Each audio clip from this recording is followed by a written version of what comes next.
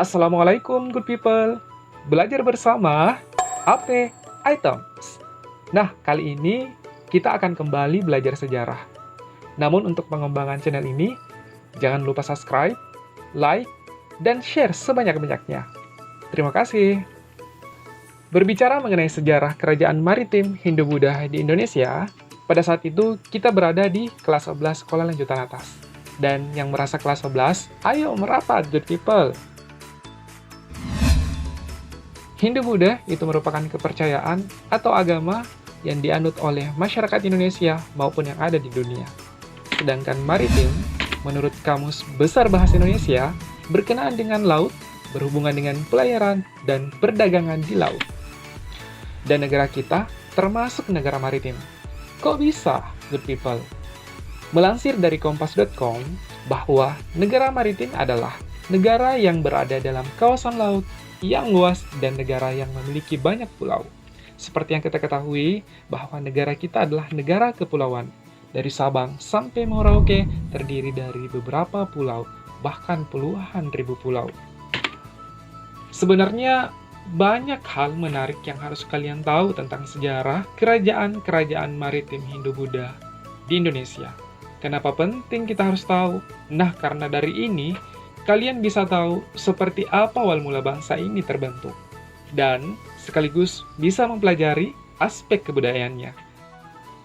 Sebelum lanjut good people, kalian jangan lupa berwudu supaya berkah ilmunya, persiapkan alat tulis menulisnya, dan buku paket sejarah SMA MMA kelas 11, kuota internetnya cukup, dan sinyal stabil untuk di areanya, dan yang terakhir, berdoa. Bismillahirrahmanirrahim.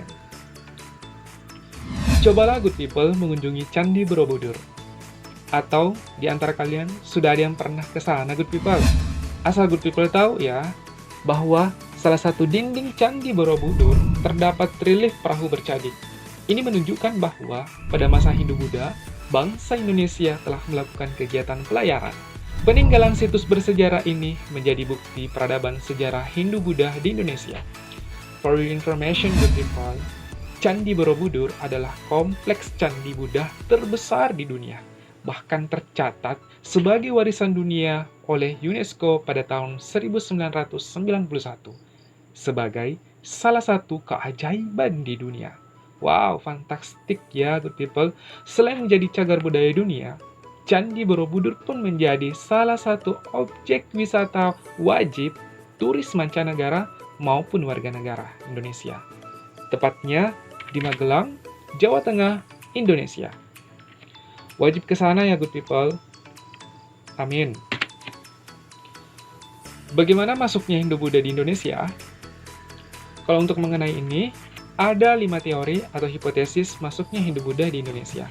Salah satunya melalui jalur perdagangan.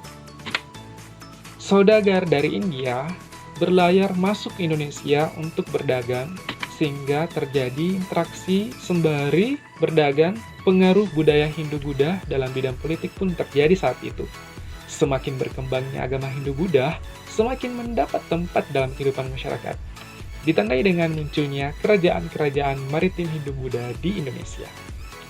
Bagaimana corak kehidupan kerajaan-kerajaan ini? Yuk kita bahas. Pertama, Kerajaan Kutai di Kalimantan Timur. Dari peta pada gambar di samping menunjukkan pusat Kerajaan Kutai, tepatnya di daerah Muara Kaman di tepi Sungai Mahakam, Kutai Kartanegara. Bagi good people yang pernah ke sini, beruntung sekali ya. Bagi yang mau ke sana, jangan lupa jalan-jalan ke situs bersejarahnya untuk menambah wawasan juga ya good people. Kerajaan bercorak Hindu pertama di Indonesia, mulanya diperintah oleh Kudungga yang belum menganut agama Hindu. Namun, karena adanya pengaruh Hindu, maka struktur pemerintahan berubah menjadi kerajaan dan dilanjutkan oleh Aswawarman. Kehidupan ekonomi Kerajaan Kutai juga diperkirakan menjadi tempat singgah jalur perdagangan internasional melewati Selat Makassar, melewati Filipina dan Cina. Sehingga sumber perekonomian Kerajaan Kutai berasal dari kegiatan perdagangan. Kehidupan budaya Kerajaan Kutai memiliki tradisi melakukan upacara-upacara di tempat suci, terbukti dengan adanya prasasti yang disebut yupa atau batu tertulis. Tulisan yang terdapat dalam yupa menggunakan huruf Pallawa bahasa Sanskerta. Kalau belum paham, silahkan dibaca kembali ya, good people. Kerajaan Tarumanegara di Jawa Barat. Kerajaan Tarumanegara terletak tidak jauh di antara pantai utara Jawa Barat. Diperkirakan wilayah kerajaan Tarumanegara itu meliputi daerah Banten, Jakarta, dan Cirebon. Good people pernah mendengar nggak Universitas Tarumanegara? Pasti pernah ya. Dan pasti ada yang bertanya, emang kenapa dengan universitas itu? Ya, good people harus tahu bahwa kerajaan Tarumanegara ini adalah kerajaan Hindu pertama di Pulau Jawa. Maka untuk menghormati kebesaran dan keberadaan kerajaan ini, dibangunlah universitas dengan nama Tarumanegara. Raja pertama dipimpin oleh Raja Purnawarman. Mata pencaharian utama masyarakat adalah bertani. Kerajaan Sriwijaya di Sumatera. Nama Sriwijaya tidaklah asing bagi good people kan? Karena kita sering mendengar kerajaan ini banyak diabadikan sebagai nama institusi seperti Universitas Sriwijaya, Kodam Sriwijaya, dan masih banyak yang lainnya. Tujuan tidak lain untuk menghormati kebesaran dan mengenang kejayaan Sriwijaya di masa kini. Kerajaan Sriwijaya awalnya itu adalah Wanua, perkampungan, yang didirikan oleh Dapunta Hyang Srijayanasa, diperkuat oleh prasasti Kedukan Bukit, dan masa puncak kejayaan diperintah oleh Raja Balaputradewa, dan menjadi kerajaan maritim terbesar di Asia Tenggara.